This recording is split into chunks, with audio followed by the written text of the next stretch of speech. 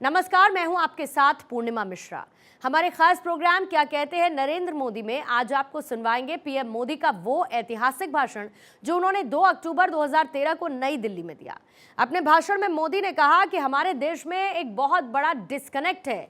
सोचने वाले एक जगह पर हैं, निर्णय करने वाले दूसरी जगह पर हैं और काम करने वाले तीसरी जगह पर हैं। और जब तक इन सबको हम एक सूत्र से नहीं जोड़ेंगे तब तक ये समस्याएं पैदा होती रहेंगी। 2 वर्ष पूर्व मैंने नॉर्थ ईस्ट के सभी चीफ मिनिस्टर्स को एक चिट्ठी लिखी थी और मैंने उनके सामने एक प्रस्ताव रखा था कि आपके स्टेट में से 200 विमेन पुलिस हर स्टेट से आप 2 साल के लिए प्रोबेशन पर गुजरात दीजिए। उनकी पूरी व्यवस्था हम करेंगे, उनका तनख्वाह हम देंगे और हमेशा 200 विमेन पुलिस गुजरात में रहे, उस प्रकार से उसको चेंज करते रहेंगे। 200 आएंगे, फिर वो जाएंगे, फिर दूसरे आएंगे और सभी राज्यों से 200-200। और तब मैंने ये लिखा था तो मेरे मन में एक ख्याल था कि एक नॉर्थ ईस्ट में इंग्लिश स्पीकिंग विमेन पुलिस अगर मेरे गुजरात में मुझे मिलती है तो मैं उसको टूरिज्म पुलिसिंग के लिए डेवलप करना चाहता था।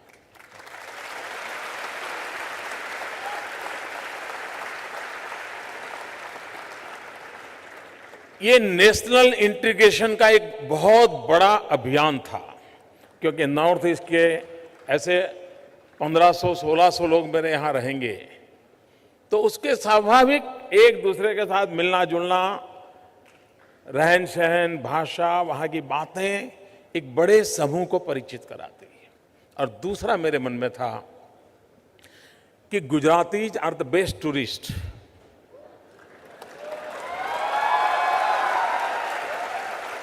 आप कहीं पर भी जाइए आपको केमछो मिल ही जाएगा।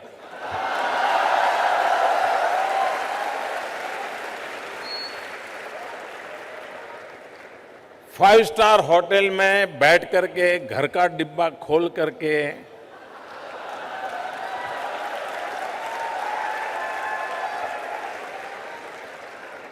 वो थेपला और ढोकला खाता होगा।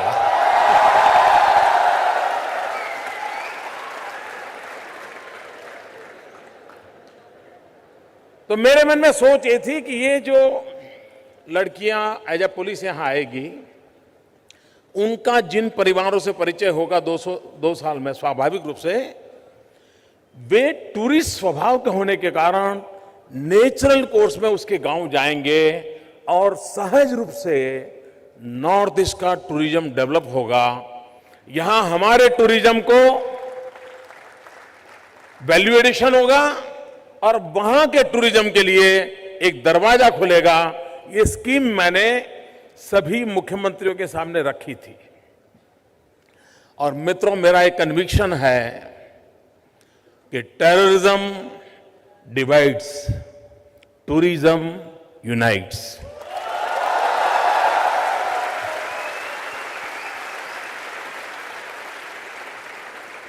उसमें जोड़ने की ताकत होती है और आपने नॉर्थ ईस्ट में टूरिज्म को बढ़ावा देकर के कितनी बड़ी सेवा हो सकती है, एक उत्तम विचार सबके सामने रखा है।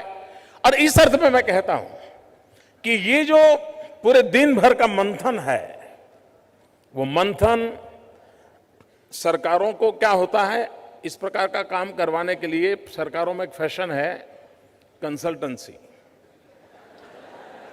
कंसल्टेंसी एक बहुत बड़ी इंडस्ट्री है और फिर उसी से वहां से आया हुआ सरकारों में चलता रहता है। ये एक ऐसा प्रयोग है और एक प्रकार से एक ऐसी शुरुआत है कि पीपल्स पार्टिसिपेशन, पीपल्स इन्वॉल्वमेंट और पॉलिसी मेकिंग में जब जनता जनार्दन का जुड़ना हो जाता है आजकल नई दुनिया में क्राउड सोर्सिंग शब्द बड़ा प्रचलित है। हमने गुजरात में एक छोटा सा प्रयोग किया था। सरकार में एक सीक्रेसी का स्वभाव होता है। एक टेबल वाला दूसरे टेबल वाले की चीज न देख जाए, इसके लिए भी बड़े कॉन्शियस होते हैं। एक डिपार्टमेंट का दूसरे डिपार्टमेंट को पता न चल जाए, इसके लिए पता नहीं कैसी साइकोलॉजी बनी है, समझ नहीं आता मुझे। हमने कहा कि भाई गुड गवर्नेंस की पहली शर्त होती है ओपननेस इन गवर्नेंस, खुलापन चाहिए। और इसलिए हमने क्या किया, जो ड्राफ्ट पॉलिसीज होती हैं हमने कहा उसको ऑनलाइन रखो। सरकार में पॉलिसी को इतना सीक्रेट रखने की फैशन है, लास्ट मोमेंट कोई बहुत बड़ा चमत्कार करने वाले उस प्रकार से ले आते हैं और चीफ मिनिस्टर बड़ी प्रेस कॉन्फ्रेंस करेगा और बड़ा तामझाम से प्रेस करेगा। यही परंपरा थी। हमने उस परंपरा को तोड़ दिया। हमने कहा ड्राफ्ट पॉलिसी को ऑनलाइन रखो और सभी स्टेक होल्डर्स को बताओ उसमें उनको क्या कहना है। अनुभव ये आया कि cross section of interest groups वो अपने इनपुट देने लगे।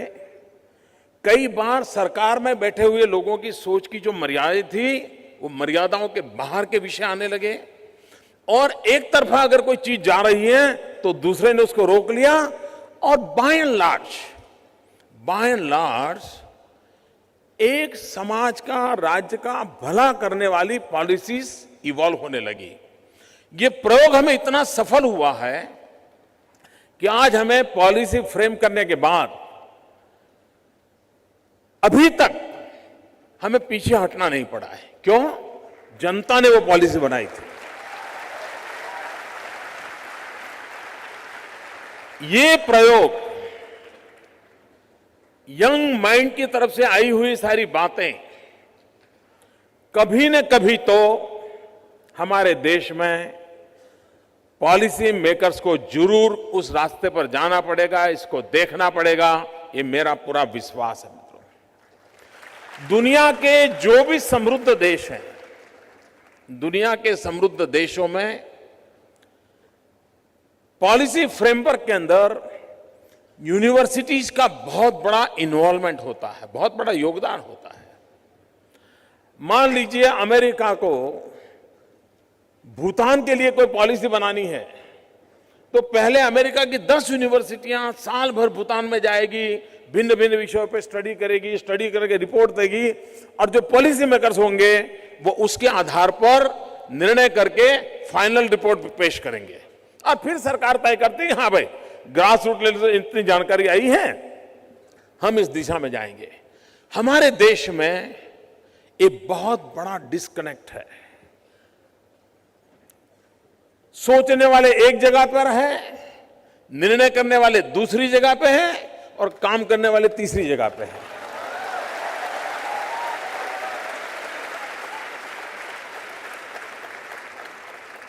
इन सबको जब तक हम एक सूत्र से नहीं जोड़ते हैं, मीटिंग ऑफ माइंड्स, इस पर हमारा अगर बल नहीं है तो ये बिखराव समस्याएं पैदा करता है। जैसे हमने एक प्रेजेंटेशन देखा पब्लिक डिस्ट्रीब्यूशन सिस्टम पीडीएस के संबंध में, मुझे प्रधानमंत्री जी ने एक काम दिया था।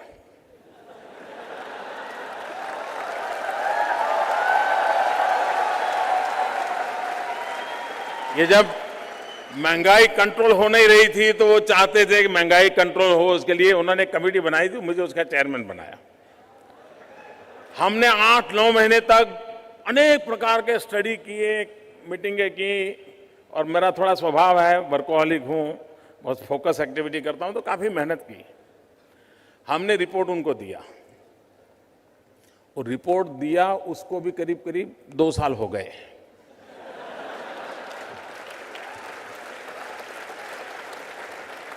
बाकी क्या हुआ होगा मुझे कहने की जरूरत नहीं।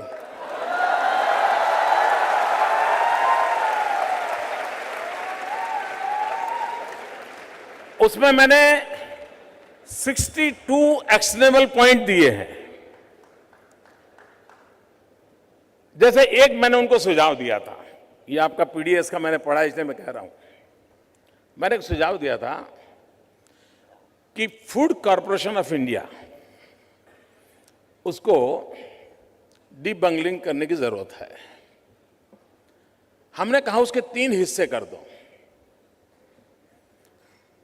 खरीदने वाला अलग, रख रखाव करने वाला अलग और बांटने वाला अलग। एक दूसरे पर नजर रहेगी, एफिशिएंसी बढ़ेगी, हमारा काम ठीक होगा। हमने एक उनको सुझाव दिया था कि हमारे पास रियल टाइम डाटा ही नहीं है। देखिए साहब, टेक्नोलॉजी इतनी तेज काम कर रही है, हमारे आईटी एक्सपर्ट अमेरिका का भला कर रहे हैं, सारे दुनिया को नए नए सॉफ्टवेयर बना करके सॉल्यूशन दे रहे हैं। हमारे देश में हमारी खाद्यान्न की स्थिति क्या है, कहां कितना स्टॉक है, कितनी रिक्वायरमेंट है, इसका कोई रियल टाइम डाटा नहीं है। मैंने उनसे प्रार्थना की कि हम टेक्नोलॉजी नेटवर्क खड़ा करें, रियल टाइम डाटा के लिए हम आग्रही बने, और तब जाकर के हम तय कर सकते हैं कि किस जगह पे किस चीज की जरूरत है। हमें पता होता है कि ये इलाका है जहां गेहूं का कंजम्पशन ज्यादा है, ये इलाका है जहां चावल का कंजम्पशन ज्यादा है। हम मैप कर सकते हैं कि चावल ग्रो करने वाले इलाके कौन से हैं, गेहूं ग्रो करने वाले इलाके हैं। समय रहते जब लल सीजन होता है, जब अब जैसे बारिश के दिन होते हैं, बारिश के दिनों में हमारे देश में नमक ट्रांसपोर्टेशन कम होता है, सॉल्ट का आना जाना कम हो जाता है। तो उस समय आपकी कई ट्रेन्स खाली रहती है। उस समय अगर आप गेहूं सप्लाई करके कहीं स्टॉक कर देते हैं तो वहां जब गेहूं की जरूरत होगी, सुविधा बढ़ेगी। छोटी छोटी बातें हैं मित्रों। कुछ लोग मुझे सवाल पूछते हैं, विजन क्या है? ये विजन है।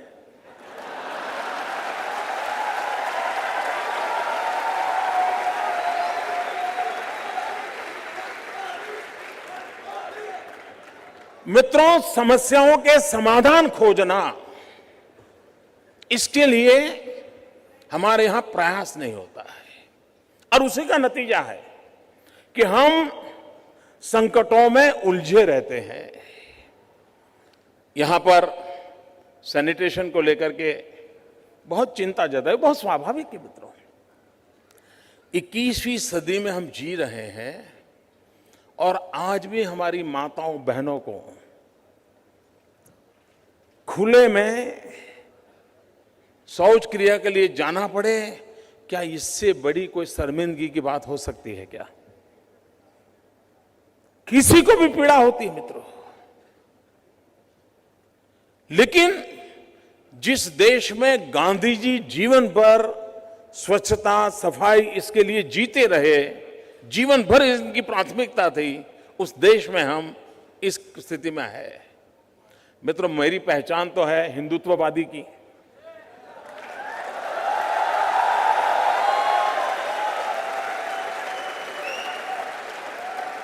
लेकिन मेरी रियल सोच क्या है मैं आपको बताता हूं। मैंने मेरे राज्य में बड़े हिम्मत के साथ एक बात कही है और लगातार कहता हूं। जो मेरी छवि है वो ये हिम्मत नहीं कर सकता है, लेकिन मैं करता हूं। मैं कहता हूं, पहले शौचालय फिर देवालय।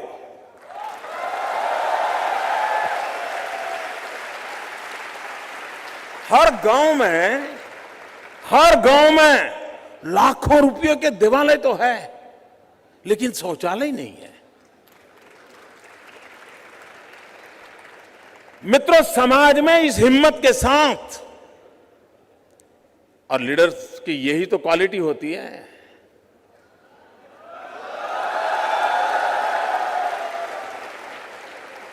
उसमें हिम्मत चाहिए।